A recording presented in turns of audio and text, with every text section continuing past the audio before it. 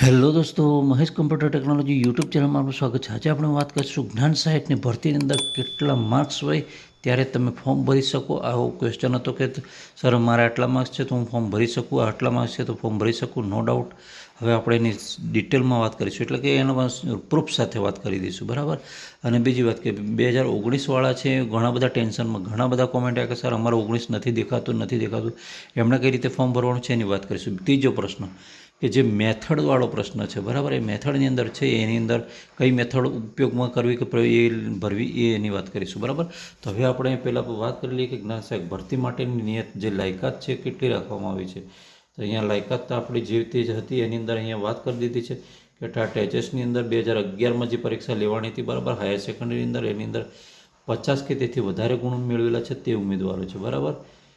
And TAT સેકન્ડરીની અંદર દેખવા જઈએ તો 50 કે તેથી વધુ ગુણ મેળવેલા છે એટલે એ છે, બરાબર. ટાટ ફરી સેકન્ડરીની એક લેવાઈ હતી 14ની અંદર, બરાબર, તેમાં પણ 50 કે તેથી વધુ ગુણ મેળવેલા છે તે છે.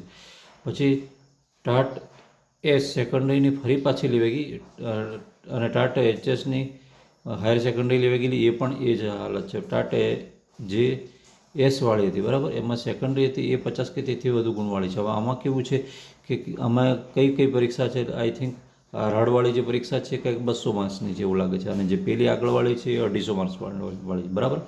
પછી આપણે પહોંચી જઈએ છીએ ધીમે ધીમે દ્વિસ્તરીય પાસે, બરાબર, જે સેકન્ડરી એન્ડ હાયર સેકન્ડરી બંનેમાં લાગુ પડે છે. તેનો પાસિંગ ક્વોલિફિકેશન કેટલો છે, એટલે કે આમાં તમારે માર્કશીટની અંદર કુલ ગુણ બતાવેલા છે, એના આધારે તમે નક્કી કરી શકશો, બરાબર.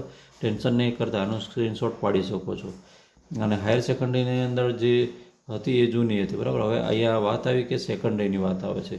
સેકન્ડરીમાં 23ની અંદર કેવું છે કે 60 કે તેથી વધુ ગુણ ધરાવતા હોય તે ઉમેદવારો, બરાબર. અને ટાટ એચએસની અંદર પણ 60 કે તેથી વધુ ગુણ ધરાવતા હોય તેવા ઉમેદવારો.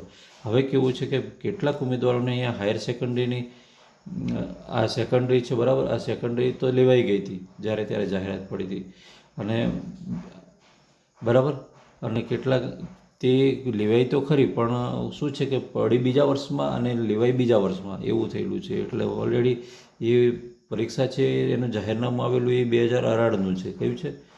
18નું છે. એટલે તમારે બધાએ 18વાળું ફોર્મ છે એ સિલેક્ટ કરીને ફોર્મ ભરવાનું. અને તમને બહુ ટેન્શન ચિંતા સતાવતી હોય તો કાંઈ નહીં કરવાનું, એ વર્ષ સિલેક્ટ કરીને અને એક વખત એને રજિસ્ટ્રેશન કરો. જો તમારી વિગતો અંદર ખુલી જાય, ટાટ છે, ટાટ સીટ નંબર નાખીને ટાટ સીટ નંબર આવી જાય, તમારું નામ આવી જાય, તો સમજી લેવાનું કે આપણે ઓકે જ છીએ, સાચા રસ્તા પર જ છીએ, બરાબર. અને પછી ફોર્મ ભરી દેવાનું છે, બરાબર. ફોર્મ ભરવામાં પાછું પડવાનું નથી, કેમ કે આ મળેલો ચાન્સ છે, ફરી પાછો ક્યારે મળે. અને ઓલ ઓવર દેખવા જઈએ તો આપણે આઈ થિંક 6,000ની આસપાસ જેટલી જગ્યાઓ ખાલી છે અત્યારે, બરાબર. 13,000માં થોડીક કમ હતી એટલી જગ્યાઓ હતી, એમાં 23-24વાળા હતા એ ઉમેદવારોને ભરી દેવામાં આવે છે. બાકી એટલી જગ્યાઓ આટલી છે, એટલે મને લાગે છે ત્યાં સુધી 6,000 ભરાઈ જાય એવું લાગે છે. ત્રીજો રાઉન્ડ કદાચ ત્રીજો ફેઝ ના પણ પડે, ને કદાચ પડે તો ગણ્યો ગાંઠો માન લો 100ની આસપાસના ઉમેદવારો કદાચ ઘટે, એટલે કોઈ રેર જગ્યાઓ હોય કે જ્યાં કોઈ જવા નહીં માંગતું હોય, આવી જગ્યા હોય એના માટે કદાચ પડી શકે, બરાબર. બાકી ત્રીજો રાઉન્ડ પડવાની સંભાવના બિલકુલ ઓછી છે, ફેઝ 3. હવે આપણે એની વાત થઈ, હવે મેથડની વાત કરી લઈએ જરા. તો મેથડમાં કેવું છે કે તમારે ગ્રેજ્યુએશન સમયે જે પહેલો સબ્જેક્ટ હતો, ફર્સ્ટ સબ્જેક્ટ ને સેકન્ડ સબ્જેક્ટ, બરાબર, એ વસ્તુ અલગ છે.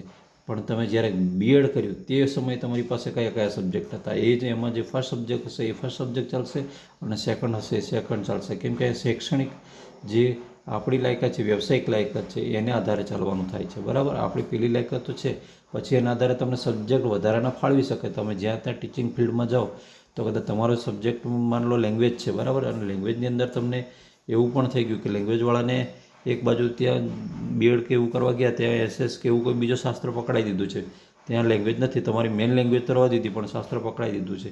તો તમે ધારે તેલું અહીં સેકન્ડમાં શાસ્ત્ર મારવા દેશો, ધારે તો શાસ્ત્ર બી પકડાઈ શકશે, અને અહીંયા ગ્રેજ્યુએશન ને માસ્ટરમાં કે જે પણ ફર્સ્ટ સેકન્ડ હતી એ પણ પકડાવશે, બરાબર. એટલે એવું માન લેવામાં આવશે કે આ બંને પર એવી બધા પર પકડ ધરાવે છે આ ઉમેદવાર એવું. ઓકે મિત્રો, વિડીયો ગમે તો વિડીયોને લાઇક કરજો, ચેનલ પર નવા ચેનલ સબસ્ક્રાઈબ કરવાનું બિલકુલ નહીં ભૂલતા. ફરી મળીશું આવી જ માહિતી સાથે. ત્યાં સુધી રજા આપો. કોઈ પ્રશ્ન હોય તો કોમેન્ટ કરજો, તો આપણે જવાબ આપવાનો પ્રયત્ન 100% કરીશું. જય હિન્દ.